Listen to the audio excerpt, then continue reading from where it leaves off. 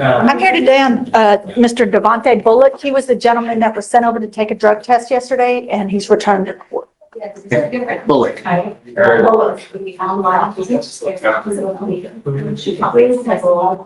Next door, I think they are. Bullock, Your Honor, Bullock was presumptive positive for THC and it's pending the lab confirmation. Okay.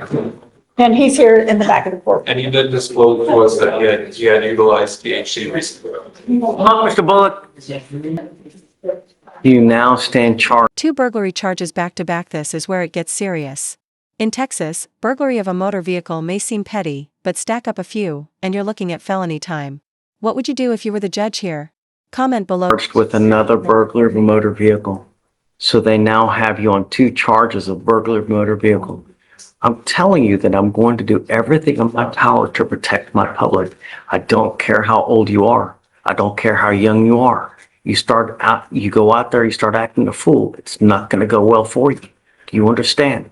I just set someone's bond now at nearly $30,000 because they're out there running amok. Don't do it. I'm going to test you 50 days from today. If I find that you continue to use, it's not going to go well for you. Do you understand?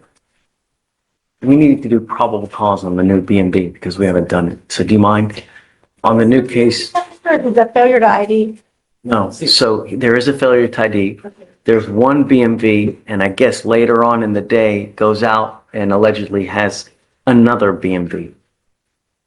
Yes, Your Honor. Okay. On April 7th, 2025, law enforcement officers were dispatched to a burglary call in Harris County, Texas, and met with the complaining witness, who stated that around 6 a.m. he heard his car alarm going off and observed 2 males wearing all black making entry into his vehicle. Another law enforcement officer that was dispatched to that location observed 2 males matching the description in the same area, and the defendant had complaining witness's key fob on his person that was in the middle console of the vehicle. I believe when they broke it. So that's how they put him, because he's got someone else's key fob. Yes, Your Honor. Okay. Then he was identified by mobile AFIS. I think I need to get attached to that third man. We'll attach you to it now. Yeah. So do you want to file I guess another one because he has a new case? You know, one in Fort 16? Yeah. Or I guess we need to get it over here. You want to do a transfer? Okay. Yeah. You I want don't know what I was going to say. On mine, it was still showing. Yes. I don't want you out in the middle of the night. I'm going to put a monitor on your ankle so I know where you are at all times. I don't want you to have any contact with the complaining witnesses in this case, and I don't want you to go anywhere where they live. You pick up a 4th case, I'm going to go haywire. Do you understand? What are you doing with yourself these days? No, I'm gonna finish school and I'll think about joining military. Not why you have all these cases open. Did you not get enough sleep last night? Not really.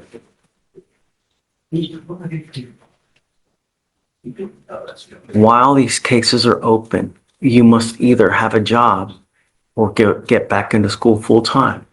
When you have too much time on your hands, you become self-destructive. And the days of you just sitting doing nothing are not going to happen. I'm bringing you back in 2 weeks and I want to see what you have done to get a job. If you have done nothing, it's not going to go well for you. Do you understand? That's not. Do you have an ID? Okay, I want you to start going and applying for as many jobs as you can, or you get back into school. While these cases are open, military is not going to take you. I don't think if that's something that you want to go do, that would be great because that would give you great structure, which you probably really need. I mean, the military would be a fantastic idea for you that would really, could potentially put you on a career path that could just lead you to the clouds, really. What you're doing now, you're charged with 2 counts of burglary. You know what that'll do to your career? Who hires burglars? No. You think you won't even get financial aid with that kind of stuff? Really, it will hose your whole career. So, for now, you must either get a full-time job, start looking into going back into school, but you doing nothing, it's not going to happen. Do you understand? All right, so what we'll do is we'll bring him back in 2 weeks. We'll see what he's done. I'm going to test you 50 days. Don't use. And I'm giving you a curfew of 9 p.m. to 6 a.m. Do you understand? Yes, sir. If I find that you're out past curfew, I will revoke all of your bonds. they're gonna go high. Okay, thanks. All right, take care, Mr. Bullock. Mr. McQueen, you're charged with indecent assault. You're facing up to a year in jail and/or a $4,000 fine. We are going to do probable cause. You have the right to remain silent. Anything you say can and will be used against you. You have the right to have an attorney present. If you cannot afford one will be appointed to you, sir. On April 4th, 2025, in Harris County, Texas, a law enforcement officer was dispatched. This is a chilling moment. The emotional weight of that testimony is hard to ignore and remember. This is a stepfather. It raises disturbing questions about trust in close relationships. Should emotional trauma carry more weight during sentencing? Let us know what you think. To a sexual assault call and contact with the complaining witness, who stated that her and the defendant, her stepfather, were on their way home. The defendant began talking about the CW's boyfriend and then stated he wishes that she was his so he could, and this is quoting directly, Your Honor, Say it. taste her, fuck her, and that her innocence draws him towards her. Once inside the residence, the defendant came up from behind the complaining witness, wrapped his arms around her, and proceeded to kiss and lick the side of the complaining witness's neck. The complaining witness attempted to get away from the defendant, but the defendant restrained her until they fell to the floor, and the complaining witness was able to break free, run to her room, and lock the door. The complaining witness is 19 years old. Mr. McQueen, I'm going to find that there's sufficient probable cause to go forward with your case. I'm ordering you as a condition of your bond not to have any contact with the complaining witness in this case. I'm now issuing what's called a magistrate's order of emergency protection. This is a court order that identifies her as a protected individual. You cannot commit family violence or an assault against this person. Commit an act in furtherance of an offense under section 42.072 of the Texas Penal Code, which is the stalking statute. You cannot threaten, harass, use another person to communicate a threat or harassing behavior. You cannot be in possession of a weapon or go within 200 feet of where she lives or where she works. Do you understand? Yes, sir. If you violate this court order, the state can and probably will file a violation of a protective order, and that is the capital murder of misdemeanors. Don't pick up a violation of protective order. Yes, sir. You're ordered not to have any contact and not to be in possession of weapons. Okay. Okay, so now we need to talk about a bond. Guys, what say you? Your Honor, due to the nature of the case and the defendant's criminal history, this statement request of the $5,000 bond be set. What, was that 5,000, Judge?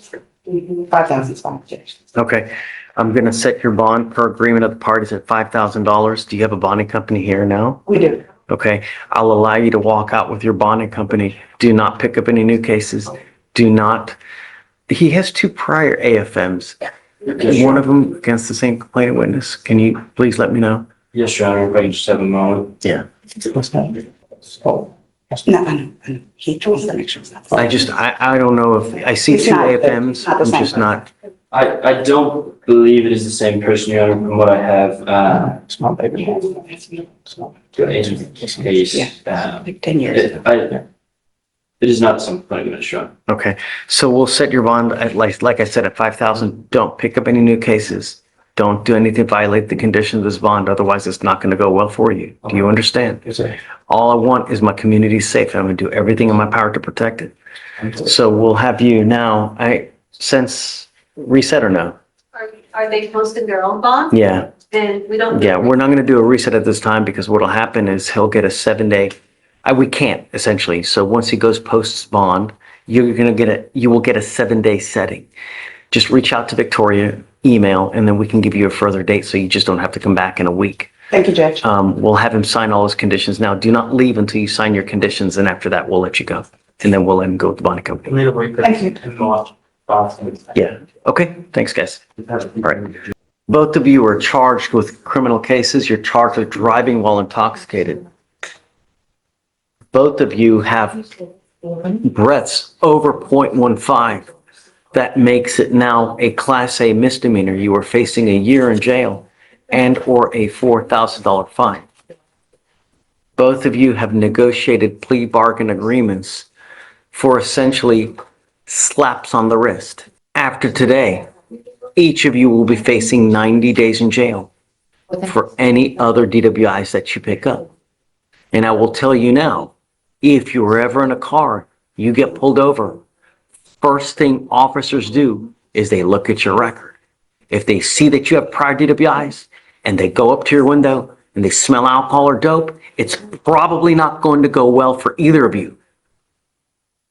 So if I were you, I would never get into a car and drive, even if you've had a sip of alcohol, because you're taking a huge risk, especially if you're not in this country with permission. Do each of you understand? Yes, sir. Minimum of 90 days in jail from now on. No more slaps on the wrist. Both of you give up a lot of rights by entering into these agreements. You're pleading guilty to these charges. They will go on your record. They will be there forever. You're giving up the right to a trial, right to compel witnesses to testify on your behalf, confront and cross-examine your accusers. If you're not a citizen, there are possible immigration consequences. You can be deported, excluded from the country, denied naturalization under federal law. Both of you give up the right to appeal as well, meaning that once you plead guilty, there's no changing. Do each of you understand? Sí, señor. Yes, sir. Is this what you want to do? Can I say? Sí, señor. Yes, sir. Yes, sir. How do you, each of you plead to the offense of driving while intoxicated?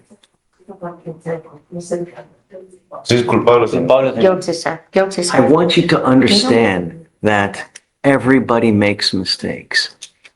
When you continue to make mistakes, when you endanger other people's lives, that's when we really come down hard on you. There is a $4,500 surcharge that would normally apply with these types of cases. I understand that mistakes happen, and I will take it off of you now. But if you make another 32 beers or 52 shots. The judge's sarcasm is cutting, but the message is crystal clear. No more second chances. If you've ever risked driving after a drink, this is your wake-up call. Would harsher first-time penalties reduce repeat offenses? mistake and you pick up another DWI, a second DWI, it's a surcharge of $6,000. And if you don't pay it, every $100 you owe, you sit 1 day in jail. Not to mention the minimum 90-day sentence that there is. So get a clue. If you want to drink 32 beers, 52 shots of tequila, take an Uber or find another way to get around. Do you understand? Sí, entiendo. I'm Yes, going sir. to suspend both of your ability to drive for 90 days. Do not drive. Otherwise, you will be back here. Mr. Chirinos, I'm going to sentence you to 6 days in jail. I will give you credit for the 2 days that you have done. Mr. Hernandez, I'm going to sentence you to 3 days in jail. I will give you credit for the 1 day that you have done. Good luck to you, gentlemen. Thank you, guys. Okay. Mr. Pullard, you're charged with unlawful carrying of a weapon. You're facing up to a year in jail and or a $4,000 fine. We are going to do probable cause. You have the right to remain silent. Anything you say can or will be used against you. You have the right to have an attorney present. If you cannot afford one, one will be appointed to you, sir. On April 7, 2025, in Harris County, Texas, officers a theft shoplifting call and an off-duty officer who had detained the defendant and a co-defendant. The off-duty officer was informed by mall security that the co-defendant had stolen merchandise from Zoomies and passed all points of sale and ran out of the store. The co-defendant then ran to a car in the parking lot where the defendant and another individual were located. He blocked in the vehicle and were able to detain the defendant and the co-defendant. Officers found a handgun in the glove compartment of the vehicle. Then stated the handgun belonged to him. And the officers observed the strong odor of marijuana. The officers what? Observed the strong odor of marijuana. Okay. The defendant did state he had weed or marijuana in his pocket. The officers retrieved a bag of a leafy green substance from the defendant's pocket. You said he's a passenger though, right? Or was he the driver? I believe he was the driver. Let me make sure that's correct, Your Honor. He was in the driver's seat. That's correct. Mr. Pullard, I'm going to find that there's sufficient probable cause to go forward with the case. Can you run his license, please? Yes, Your Honor. What do you do in life these days, sir? I just finished electrician school out in Port Arthur. I just Great. recently moved back to Houston. Did you get your license or no? Only thing I have from the school was like a OSHA 10 certification, but, and basic training of electrician, but it's more classes I have to take to Get get on on. it, doggone it. What are you waiting for? You know? It's just a lot. I had a lot of family issues going on with like moving back and forth from Houston and Beaumont. Where I was staying at in Beaumont, our house, during the storm, it messed up, but I was only staying out there because of the school. But now our house is getting Are repaired. you living here in Houston now? Okay. I'm going to appoint your lawyer today, Mr. Pollard. I don't want you to get in any more trouble, and I don't want you to use. You're not to be in possession of weapons. I'm going to test you 50 days from today. If I find that you're using, it's not going to go well for you. You understand? I don't want you hanging out with the co-defendant in this case as well. You know, you're on a fast track to nowhere. You have the opportunity to get a really good job. Electricians can make, a killing if you do it well and you get on it young. Well, you're now, but I'm telling you, this is not a good way to start. Do you understand? So I'm bringing you back in 2 weeks, and I want to see what you have done to further your electrician career. Get back into school, so you can get your license. Do you understand? Your Honor, his driver's license is eligible. Great. You may drive as long as you have liability insurance as well. You cannot drive unless you have car insurance. You understand? I'm making that a condition of your bond as well. Okay, so to test in 50 days, no alcohol, no illegal drugs, and back in 2 weeks to see what he's done for school or work. Okay? All right, I'm going to appoint your lawyer today. You're going to sign a reset with Victoria. You'll meet with Anthony for pretrial services, and then we'll have you take a seat in the jury box. Please. This way. Good morning, Mr. Williams. Sir, you're charged with assault of a family member. You're facing up to a year in jail and/or a $4,000 fine. We are going to do probable cause. You have the right to remain silent. Anything you say can or will be used against you. You have the right to have an attorney present. If you cannot afford one will be appointed to you, sir. Okay. Thank you, Judge. On Indecent 2025 in Harris County, Texas, officers were dispatched to disturbance. Officers made contact with the defendant who had blood on his face near his beard and lips and denied that anything was happening. The officers then met with the complaining witness who had a large wound on the bridge of her nose and was still bleeding. Officers also observed blood on the hood of the car. The complaining witness stated that the defendant is her boyfriend who had come home and started asking her, "Where is the other guy at?" And then proceeded to punch the complaining witness in the face, causing bleeding. That's it? Yes, Your Honor. Okay. All right, sir, I'm going to find that there's sufficient probable cause to go forward with your case. There's a protective order that has been issued in this case. Get to know it. If you do something to violate the protective order, the state can and probably will file a violation of protective order. It's one of the worst cases you can pick up. At this point, do we know whether she wants to have contact with him or not? You just have one moment, Your Honor. There is a rip call. I don't know if she wants to have contact with you or not. Until we know whether she does, I want to honor her wishes. If she doesn't want to have contact with you, I'm going to order you not to have contact with her. If she does, then we can modify the conditions. I just don't know at this point. Your Honor, may I say, I spoke with her, as a matter of fact, yesterday. She reached out to me because she wanted to do an affidavit of non-prosecution, and she wanted this case to be dismissed, and she did want to have contact. Of course, I advised my client that there's a protective order in place, so regardless of what she wants, unless the judge gives permission, he couldn't. But from my understanding. The state can confirm that, Your Honor. You can confirm? Wants contact. Okay, so I am going to order you at this point not to have any threatening or harassing contact with her. You need to understand that what is threatening or harassing doesn't matter what you think. I don't care what you think. It's what she perceives. So if you go like this to her, that is most certainly threatening, harassing, and it can land you right back in jail. There's a lot of vindictive people in this life, and I don't know what kind of relationship you have with her. But if it's something that you're constantly butting heads, I would be very careful, because she calls and makes the slightest, you're the one that's going to end up back in there. Do you understand? Sorry. All right. So what we'll have you do? That's a different thing. I have different. Oh, this is not that. Okay. So I'll modify the bond condition. What I'm going to do is I'm going to take off the residential restriction. However, everything in this order still applies, and it's stuff that you shouldn't do anyways. So make sure you read it and know what it is. You have a lawyer. Because you have a lawyer, I will waive your appearance, but it is your responsibility to stay in touch with her. If she tells you that she can't get a hold of you because you're playing games, you pick up a new case, or you become a danger to my community, it's not going to go well for you. Do you understand? Good. I hope so. All right. So we'll have you sign a reset. Don't leave until you sign our bond conditions, and after that, you'll be free to go. Thank you. May I Yes, be ma'am. excused?